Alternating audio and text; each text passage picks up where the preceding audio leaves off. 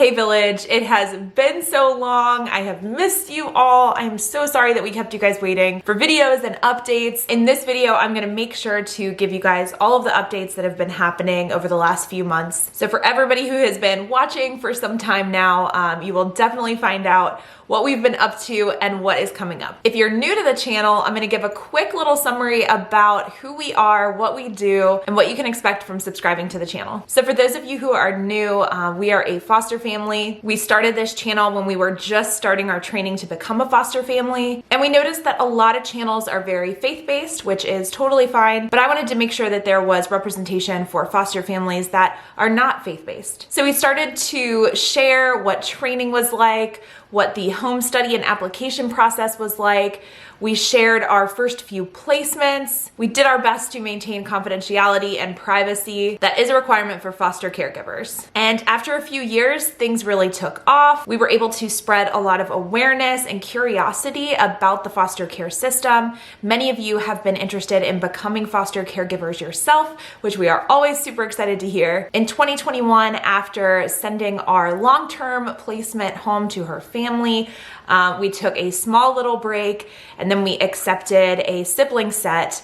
After a few months, there were issues with the county that we were fostering through. While we attempted to cooperate with them and we were under the impression that we were following all policies, we disclosed our channel and our social media to our private agency, but that wasn't shared with the county. So when they found out, they were upset. They felt that we had violated the rights of the child's privacy and confidentiality. And while we were trying to work with them to correct anything that we may have done that would have breached that policy, ultimately they decided that they were not willing to work with us. They decided to disrupt the children. And after that point in time, we took a very extended break from fostering. I've shared before that during this time, I also was on a planned unemployment.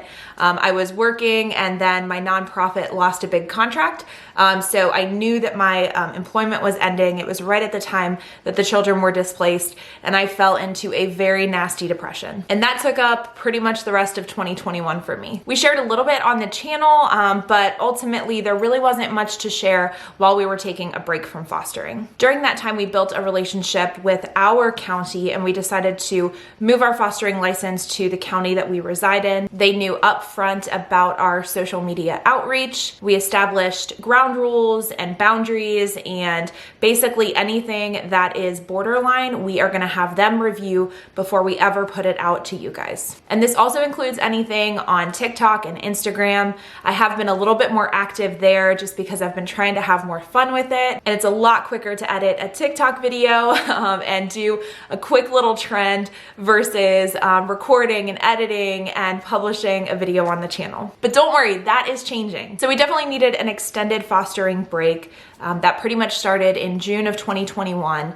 And we decided to take some time. John and I went on a vacation, just him and I, a real chance to rejuvenate, reconnect. It was so, so amazing. And then because of the ages of our kids, Darcy just turned 6 and Sawyer is about to be 3, we thought this was the perfect time to plan a Disney and Universal vacation.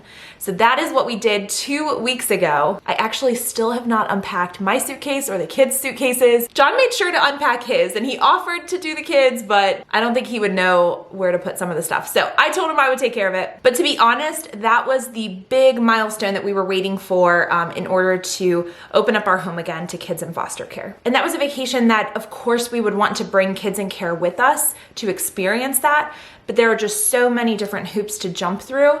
It wasn't something that we wanted to, open up our home, have a child be placed with us, build these connections, and then ultimately they would not be allowed to go for one reason or another. But now that that is behind us, we are starting to prepare our home, prepare ourselves for the possibility of foster care placement calls. So with that, it's time to bring back the channel. Like I said before, our county will be reviewing any videos that would indirectly talk about any children who might be placed with us. So just be patient with those types of updates. The policies have been completely spelled out for us, so we know exactly what we can and can't do. So from here on out, you will not be seeing any kids on camera who are in foster care, not even if they have a blurred face and we're protecting their identity. We're unsure of if we can give an age range or a gender or anything like that. It's going to be case by case, and we're leaving that decision up to our county. But we are still committed to sharing different experiences that we go through, providing guidance to those who are just starting out. And to be honest, it kind of feels like we're starting over. So I do want to remind you guys, make sure that you are subscribed and that your notifications are on, because that's how you're going to get notified when we post a new video. It might still be sporadic. In January, I was able to get my job back. Like I said before, the nonprofit I worked for, they lost the contract, but the contract moved to a university, and so I was waiting for that university to post for my position. I shared with you guys, a couple of months ago that I did get the job, which was super exciting, and that's also why over the last couple of months I have been so busy. For us, YouTube and sponsorships and the TikTok Creator Fund, that doesn't replace any income for us, but it does set us up so that we can take the time to really put out quality content for you. So there are going to be a couple of standalone videos. I do want to share with you guys a little bit about our vacation. John did so much recording with his GoPro when we were there. He was making a family video, which he still is working on. It's already at 30 minutes and it's only the 2 Disney parks. So we still have Universal, we still have a lot of other fun, but it's like a long family video. And I'm gonna have to try to like shorten all of that footage down to like a 15-minute video for you guys. It took so much planning for this trip. I had been planning it for like months.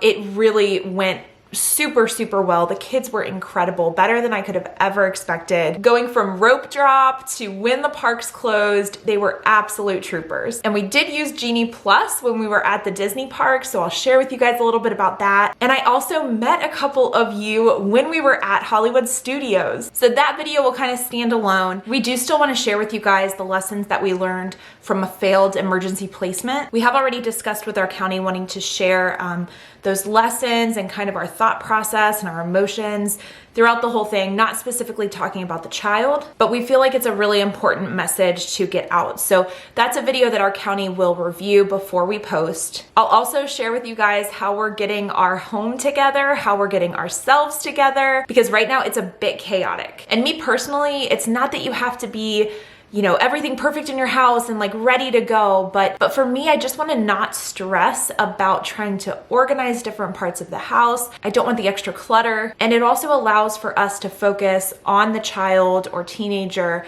when they come to stay with us. There's nothing that's distracting us from really just focusing on what they need. And then it's just a matter of waiting and seeing if we get any kind of placement calls. We have gotten a couple of requests prior to our vacation that we said no to based on wanting to wait until after the vacation, which I talked about before, but also the child characteristics. It just ended up being a little bit more of the higher needs that we can't accommodate at this time. We're in a situation where we have Darcy, who is 6, and Sawyer, who's about to be 3.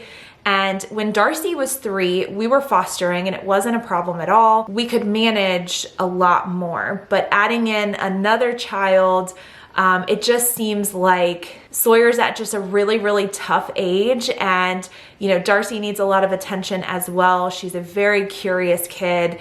So we're really trying to like pour into her, make sure that she's getting involved in things.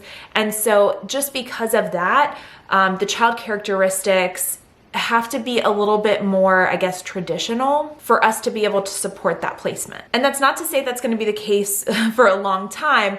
It's just right now, we wouldn't want to bring a child into our home and not be able to give them all the support that they really require. So we have said no to a couple of placements and we just continue to wait. So again, for those of you who have been with us for so long, we're glad to be back. Please drop a comment below because I really miss you guys. And for those of you who may be new, thanks for joining the village. See you next time.